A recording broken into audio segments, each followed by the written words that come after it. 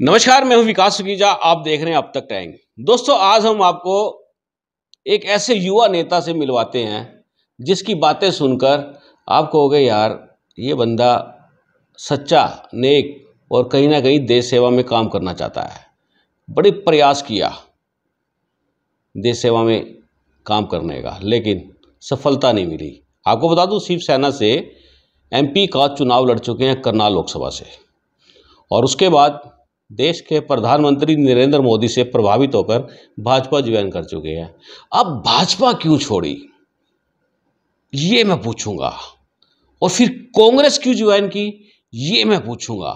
ये सब आपने पूरी खबर को देखना है, साथ के साथ लाइक करना है, शेयर करना है, कमेंट जरूर करना है। कमेंट आप जरूर करना, आपको क्या लगता है धोखा कैसे हो जाता है, ये बड़ा सवाल है। क्योंकि जिंदगी की जो पहली सीढ़ी थी उसी पे ही धोखा मिल गया मौका परस्त लोगों द्वारा। चलिए सीधी बात करते हैं और आपको मिलवाता हूं युवा नेता, ब्राह्मण नेता हैं दिनेश शर्मा से। उनसे आज मिलवाऊंगा और ऐसे सवालों से मिलवाऊंगा जो आपको हैरान, परेशान और कहीं ना कहीं सवालों के घेरे में ले जाएंगे। चलिए सीधी बात कर लेते हैं दिनेश शर्मा से। दोस्तों, मेरे साथ जुड़ चुके हैं दिनेश शर्मा। दिनेश जी, अब तक टाइम्स में बहुत बहुत स्वागत है। बहुत बहुत धन्यवाद सुखीजा जी। आपके अब तक टाइम्स के जितने भी व्यूअर्स हैं, फॉलोवर्स हैं, उन सबको मेरा जय श्री राम। आपको भी मेरा जय श्री राम। दिनेश जी, शिवसेना से एमपी का चुनाव लड़ा जी, क्या हासिल हुआ? देखिए, राजनीति में अपने आप को साबित करने के लिए इंसान के पास बहुत कम मौके होते हैं।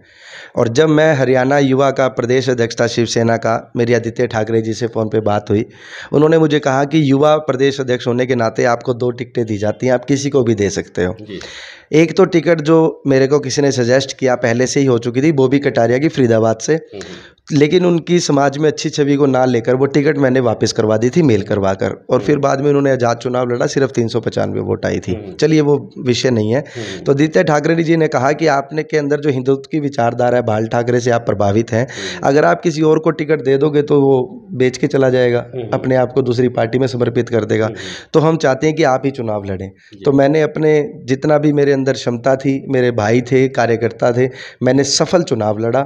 और सीएम सिटी से यहाँ के सामाजिक मुद्दों को उठाते हुए और जिस जिस विषय पे युवाओं को मार्गदर्शन भी देते हुए, जितनी मुझे समझ है, और स्वतंत्रता सेनानियों के बारे में, शहीदों के बारे में बताते हुए मैंने चुनाव फाइट किया। और मुझे बहुत अच्छा लगा कि एक 29 साल की उम्र में और एक नेशनल पार्टी की टिकट पर और सरकार के अगेंस्ट होकर एक चुनाव लड़ना मेरे लिए बहुत बड़ा चैलेंज भी था। उस चैलेंज को मैंने पूरा किया। कितने वोट कितने मिले आपको? मुझे 1723 वोट मिले थे। यानी बॉबी को आपने पिछाड़ दिया?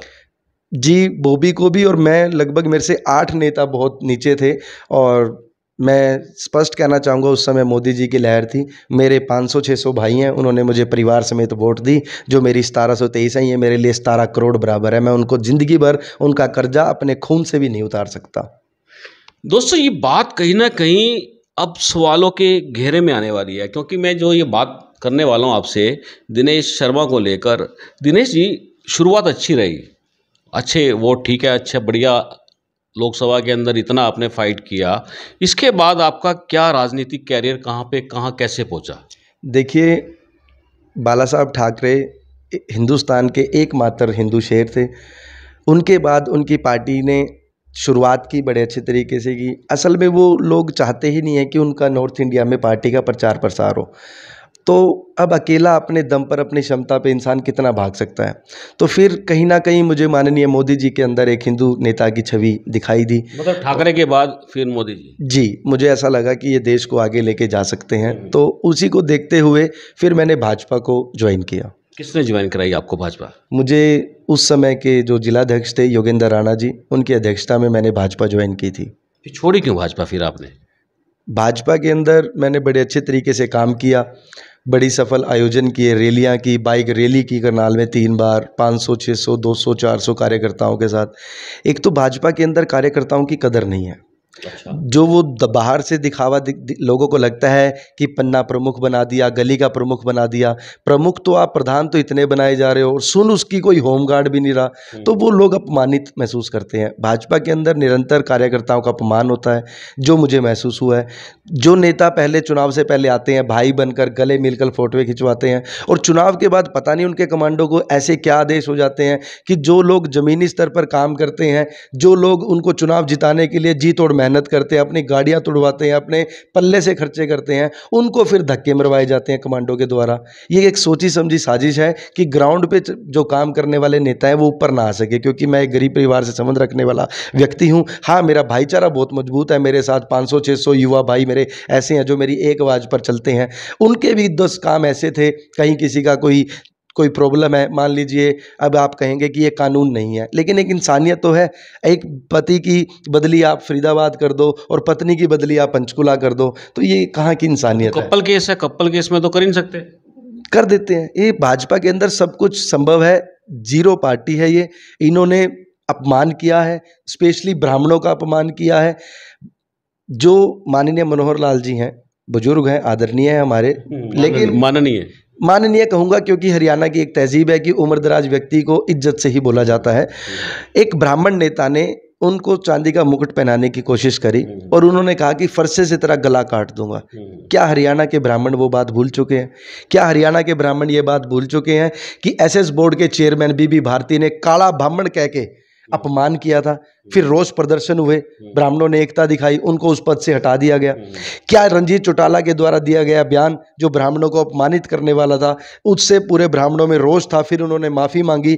लेकिन ये कब तक, ऐसा कब तक होगा? और मैं खाली ब्राह्मणों की बात नहीं कर रहा, मैं छत्तीस बिरादरी की बात कर रहा हूँ। भाजपा ने हरियाणा के अंदर पहले जाटों को खिलाफ किया, फिर इन्होंने किसानों को अपने खिलाफ किया, फिर सिख भाइयों को खिलाफ किया। भाजपा सिर्फ और सिर्फ जो इनकी रणनीति है, ये नफरत फैलाने का काम करती है। इसी को देखते हुए मैंने भाजपा पार्टी को त्याग पत्र दे दिया और मैं उस कुछ समय के लिए मैं इंतजार करता रहा, सोचता रहा कि मुझे अब आगे किस दिशा में चलना है, कौन सी ऐसी पार्टी है जो आज की डेट में किस दिशा में अच्छा भारत को आगे ले जाने के लिए, हरियाणा को आगे ले जाने के काम कर रही है। तो इस वजह से फिर मैंने कांग्रेस पार्टी को ज्वाइन किया। आपको लगा था दरी बिछाने से काम नहीं चलेगा, जनता के काम से काम चलेगा? बिल्कुल, दरी बिछाना एक, मान लीजिए ये तो हमारी एक सभ्यता है, कोई बड़ा आया तो छोटे ही दरी बिछाते हैं, लेकिन उस कार्यकर्ता की जो दुख है, तकलीफ है, वो भी तो नेताओं को समझनी होगी। मनोहर लाल जी वैसे तो बड़े ईमानदार बनते हैं। उन्होंने जो रामनगर में उनका मकान है, उसकी प्रेम नगर में, माफी चाहता हूँ, उसकी रजिस्ट्री उन्होंने डीसी रेट पे करवाई। कहाँ गए वो कानून? देखिए, सबको पता है अभिमन्यु कौन है, वो उनका प्यादा है।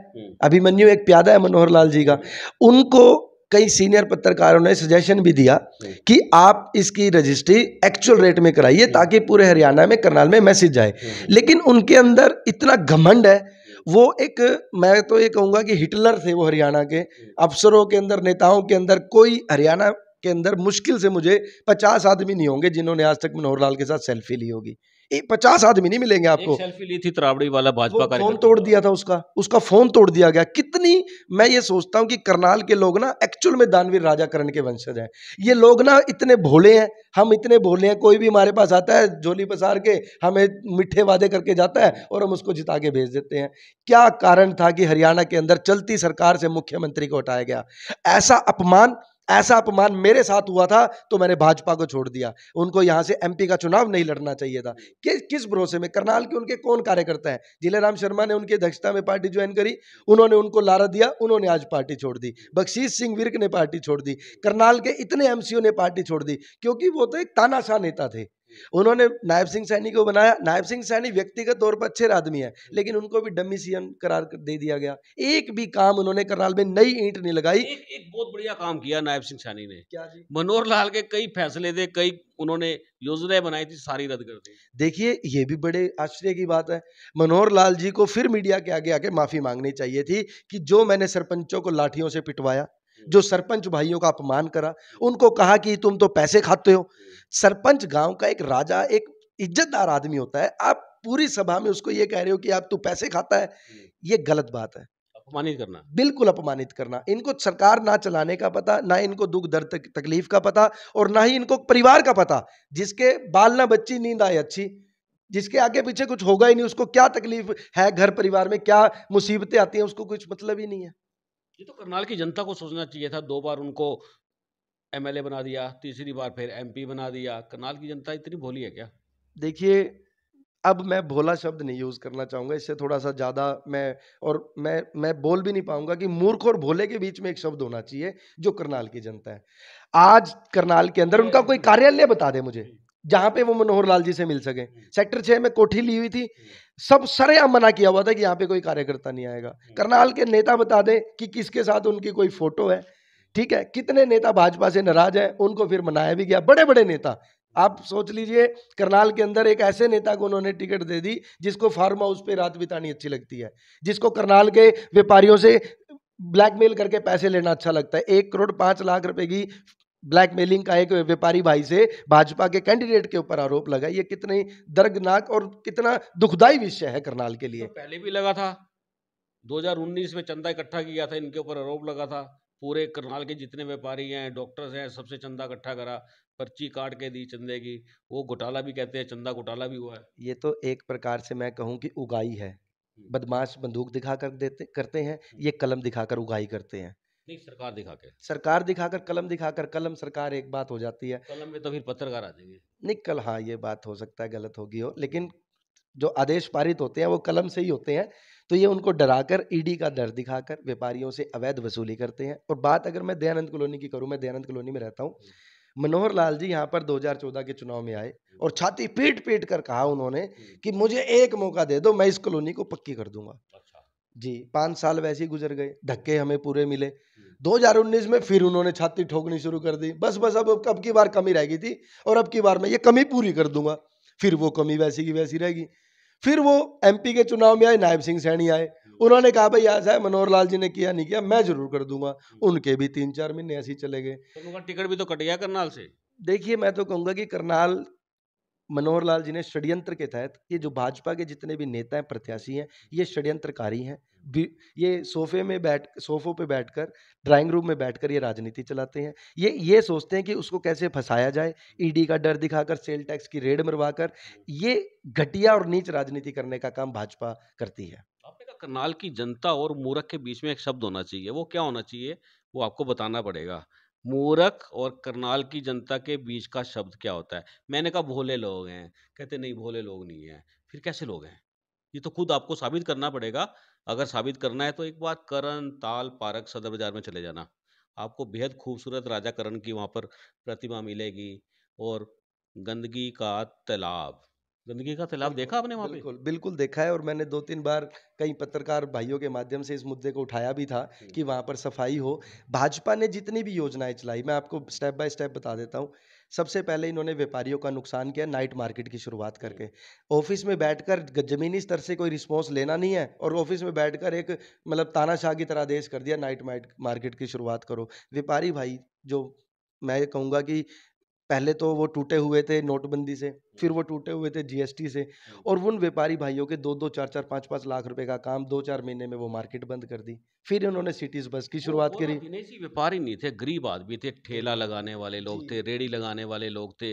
उनका तो वो छोटे व्यापारी कह मतलब लीजिए आप एक प्रकार से। उन्होंने कर्जे पे लेकर, ब्याज पे लेकर, बच्चे लोन पे बच्चे लेकर पालने का काम। बच्चे पालने के लिए वो मार्केट की शुरुआत की थी। किस डर में, किस दबाव में पहले आप ऐसे फैसले लेते क्यों हो और फिर उनको वापस क्यों ले लेते हो? इसी प्रकार सांझी साइकिल की करनाल में शुरुआत हुई। सांझी साइकिल का बड़ा जोर-शोर से प्रचार हुआ कि प 5 रुपए घंटे में साइकिल मिलेगी। वो योजना भी इन्होंने वापस ले ली। योजना कैसे वापस ली? कंपनियों को निचोड़ लिया। अच्छा। कंपनियों को निचोड़ लिया, उनसे जितने पैसे ऐंठने थे ऐंठ लिए और फिर उनको थूक कर बाहर फेंक दिया। अगली बात कर लीजिए नेकी की दीवार की। आज नेकी की दीवार की क्या हालत है आप बताइए? कौन है उसकी देख-रेख करने के लिए? कोई भी नहीं। तानाशाह सरकार है, पब्लिक को परेशान करने का काम, प्रॉपर्टी आईडियो में उलझा रखा है, फैमिली आईडियो में उलझा रखा है। आप एक पत्रकार हैं, सीनियर पत्रकार हैं, किसी मर्जी से आप पूछ लीजिए पब्लिक में जाकर कि फैमिली आईडी से आप परेशान हो? अगर बहुत परेशान हूँ।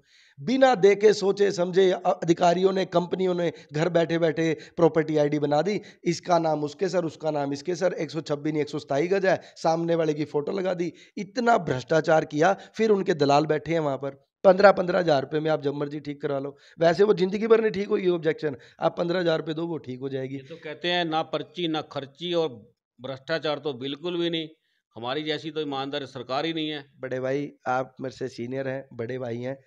मैं एक चीज पूछना चाहता हूँ। हम्म, एसएस बोर्ड के चेयरमैन थे अच्छा मुझसे बीबी सवाल करो। भारती। अच्छा बीबी मैं बता भी रहा हूँ आपको। जी जी मैं नहीं, अच्छा सिर्फ मुझसे सवाल करो, अच्छी बात है, जी, मैं भी बीबी जवाब दे भारती दूंगा जब आपको। एसएस बोर्ड के चेयरमैन नहीं हाँ बने थे, जी। मुश्किल से उनके पास 2 एकड़ जमीन थी, अच्छा मुश्किल से। आज वो 100 एकड़ जमीन के मालिक हैं। हम्म, तो कहाँ से आया ये पैसा? करनाल के कुछ ऐसे नेता हैं जिनके किराए के मकान थे। हम्म, आज सेक्टर 32-33 में 5-5, 10-10 करोड़ की कोठियां कहाँ से बन गई? हम्म, करनाल के नेता इतनी मलाई खाई, अधिकारियों से इन्होंने रिश्वत खाई। और मैं ये बात कहता हूं कि इनको परख भी नहीं है कि कौन वर्कर काम अच्छा कर रहा है और कौन नेता अच्छा काम कर रहा है और कौन अधिकारी सरकार के बेनिफिट में काम कर रहा है। जो इनको मलाई देते हैं उन अधिकारियों के ये चापलूस हो जाते हैं, पब्लिक परेशान रहे, भाजपा के नेताओं को कोई मतलब नहीं है। आपको मतलब है। बिल्कुल है, मेरे को अपने जो कार्यकर्ता हैं, मेरे भाई हैं, हम्म, जो मुझे दिन रात फॉलो करते हैं, मेरा साथ देते हैं, मुझे उनकी परवाह है। मेरे को उनके काम करवाने हैं, उनके सुख दुख में खड़ा होना है। तो इसलिए मैंने कांग्रेस को ज्वाइन किया। अच्छा लोगों से पूछें जी, कि लोगों के कितने काम हुए भाजपा के राज में। आप पूछ के देख लीजिए काम। मैं कह रहा हूँ, एक नई ईंट लगने का काम नहीं हुआ। एक जनसभा में मैंने कल भी एक जनसभा में कहा था कि करनाल के अंदर एक नई ईंट नहीं लगी। हम्म, एक कार्यकर्ता खड़ा हुआ, बोला भाई जी आप गलत कह रहे हो, ईंट तो लगी है। मैंने कहा जी भाई जी बताओ, मैं तो भूल गया होगा, इस अगर हो सकता है, क्योंकि ऐसा नहीं है कि मेरे को ज्ञान है, अच्छी बात है, सिर्फ मेरे को ही ज्ञान है, ये गलत बात है। उसने कहा ईंट तो लगी है। मैंने कहा जी कहाँ लगी है? बोला भाजपा नेताओं की तिजोरियों में सोने की ईंट लगी है। 1,098 करोड़ रुपया करनाल के स्मार्ट सिटी प्रोजेक्ट में आया था, वो किस खू खाते में घुस गया? कहीं करनाल में उसका विकास तो दिखता ही नहीं है। चलिए एक डिमांड करते हैं देश के प्रधानमंत्री नरेंद्र मोदी से, जी, ठीक है ना। नरेंद्र मोदी से हम डिमांड करते हैं, मैं भी करता हूँ, कि जितने भाजपा के नेता हैं, जब ये 2014 में हरियाणा में जब सरकार बनी, उनकी जन्म पत्री खोलो कि उनके पास कितना माल था, कितनी संपत्ति थी, आज कितनी है। बिल्कुल। ये अगर देश के प्रधानमंत्री ने कर दिया, हरियाणा के करनाल के कुछ नेताओं की, यानी कि ईडी की रेड होनी चाहिए, हो जाए तो कितना मजा आ जाएगा। देखिए, ये ईडी का दुरुपयोग करते हैं, नहीं, विपक्षी सदुपयोग कर पार्टियों के ऊपर। सदुपयोग करना चाहिए ना। देखते हैं वो राम राज्य कब आएगा। अगर हम वर्ल्ड बैंक की बात करें या जो हम्म, काला धन की बात करते हैं, उसमें सबसे ज्यादा भाजपा के नेताओं का पैसा है। कहाँ गए वो भाषण कि काला धन वापस लाएंगे स्विस बैंक से? आज तक तो एक नई चुन्नी आई नहीं वहां से। कर्जे में और हो गया। आज हरियाणा 4 लाख करोड़ रुपए के कर्जे में है। अच्छा कौन दिनेश, करेगा ये? दिनेश यार एक बात करें यार, एक बड़ा जी, सवाल है। ये राजनीति का इतना अनुभव अगर जी, आपने भाजपा ज्वाइन ना की होती, जी। आपको मिल सकता था।